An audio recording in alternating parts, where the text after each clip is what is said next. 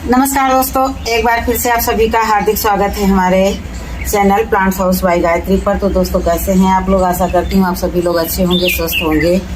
तो विद्यालय से आने के बाद थोड़ी देर मैंने रेस्ट किया, फिर मैंने चुपचाप से जो है कैंची मैची उठा लिया। यहाँ कार बार कर रही थी, फिर मैंने सोचा अरे ये कार्य तो मुझे कैमरे में भी कैप्चर करना चाहिए। सबसे पहले दिखाते हैं दुनिया के सबसे छोटे गुलाब। ये दुनिया के सबसे छोटे गुलाब हैं।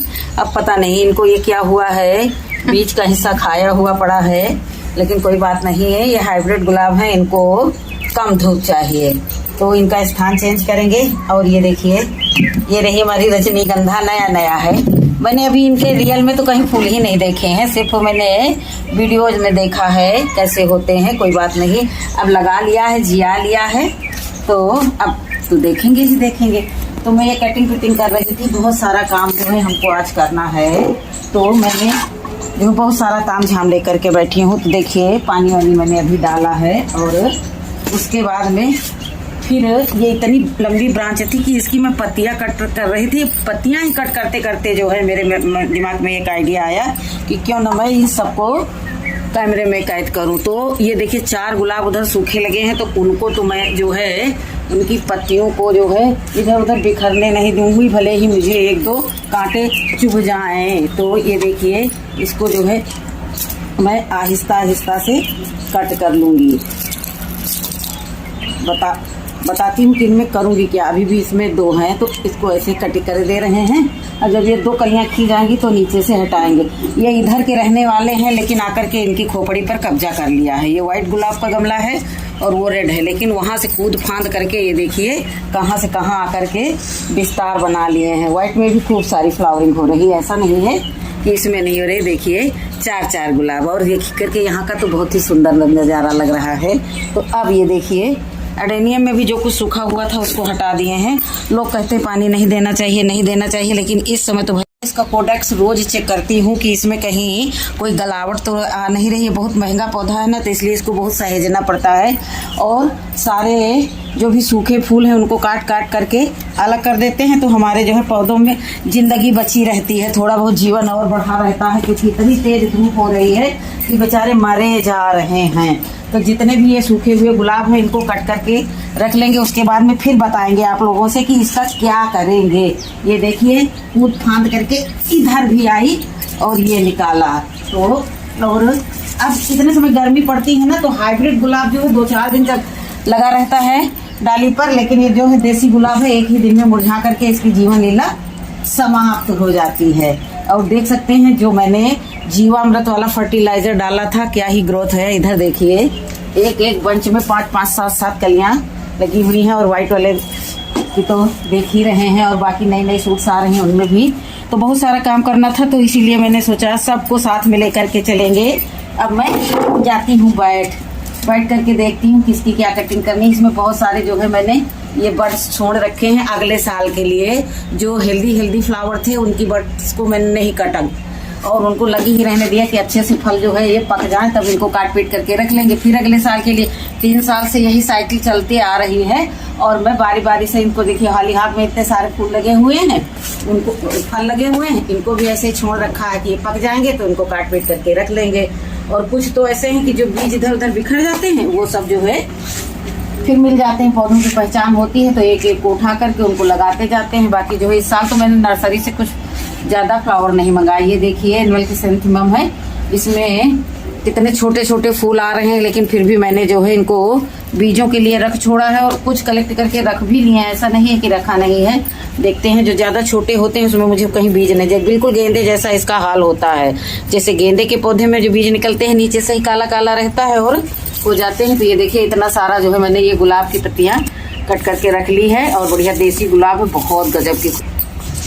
तो इनकी पंखुड़ियों को अलग किए ले रहे हैं, और बीच वाला जो ग्रीन वाला पार्ट है इसको अलग कर देंगे। लगे हाथ हर एक काम करते चलो, नहीं तो जो कार्य छूट जाता है वो पीछे ही पड़ा रहता है, फिर उसकी तरफ ध्यान ही नहीं जाता। ये देखिए अब इसको मैं अच्छी जगह पर रख दूंगी जहाँ पर मिट्टी वगैरह ना आए, और उसके बाद में मैं अपने अगले कार्य पर चलती हूँ। तो देखिए मैंने जो है ये गेंदे के पौधे लगाए थे, तो लेकिन जो है लगता है कि जिएंगे नहीं। जिएंगे तो अच्छी बात है, नहीं जिएंगे तो कोई बात नहीं है। तो इस तरह से जो है बहुत सारे पौधे ये घने हो गए हैं, तो इनको जो है काट पीट करके अलग कर देंगे। और गुलाब में भी बहुत सारी पत्तियां हैं, तो उनको भी जो है थोड़ा थोड़ा हटाते रहेंगे। फर्जी का न्यूट्रिशन लेते रहते हैं और पौधा की आधी एनर्जी खुद ही खा जाते हैं। ये सब घास फूस जो है पौधे की आधी एनर्जी तो खुद ही खा लेती है। तो देखिए अब जैसे ये अब ये यहाँ से कितनी जो है ये घास इसको अलग कर देंगे। इसी तरह से बहुत देर से सब एक एक तोड़ रही थी, फिर मैं लाई कैंची। मैंने सोचा कैंची लाऊं तब आगे जा करके कहानी बनेगी। ये देखिए ये सब हाथ के ही बने गमले हैं, 4 साल पुराने हो गए हैं, लेकिन अभी कट कट करके बज रहे हैं। अब देखिए धीरे धीरे जो है कुछ पौधे जा रहे हैं, कुछ पौधे बच गए हैं, और जो बच गए हैं उनको लगाना है। तो देखिए कितने छोटे से पॉट में ये गुड़हल का पौधा लगा हुआ है। तो अब इसको बहुत ही, ये पीला वाला गुड़हल है, एक बार इसमें फ्लावरिंग हो चुकी है, बड बंध गई थी छोटे से में ही। तो फिर मैंने दूसरी बड बंधी थी तो उसको काट पीट करके अलग कर दिया, क्योंकि अभी मुझे पौधा और हेल्दी करना है, तो अभी फ्लावरिंग नहीं लेनी है। तो इस जगह पर जो है निकली हुई थी, तो जिनकी मेन टिपे हैं इनको हटा देंगे, क्योंकि ये देखिए यहाँ भी कलियां बन रही हैं। तो अभी पौधे को घना बनाना है। अब आगे आने वाले सीजन में जब बरसात आएगी तो इसको बड़े पॉट में कर देंगे। तो जो अलग करने वाले हैं, जिनको ज़्यादा धूप नहीं सहन हो रही है, उनको एक साइड से करते जा रहे हैं, और इनको सबको जो है मैं पीछे पहुंचा दूंगी, क्योंकि जो है अब इनमें फ्लावरिंग नहीं होगी। अब ये जो प्लांट हैं इनको कटर की मदद से अलग कर देंगे। भाई समय गया तो मिट्टी को रेस्ट पर छोड़ देंगे कुछ दिन के लिए, क्योंकि मिट्टी का तो हमारे पास रोना ही रोना रहता है। तो कुछ दिन ये मिट्टी ऐसे ही धूप में पड़ी रहेगी, और जो भी गार्बेज हमारे गार्डन से निकलता रहेगा ये चला जाएगा सब कंपोस्ट में। 1-2 दिन ये सूखेगा, उसके बाद में जो है बहुत सारी इसमें भी फ्लावरिंग हुई, लेकिन अब इसको भी हटाना है। और इसमें फिर माउस रोज और पर्सलेन लगाना है। मुझे जो है बेबी सनरोज की कटिंग फूल बहुत अच्छे लगते हैं, लेकिन जो है मुझे मिलते ही नहीं है।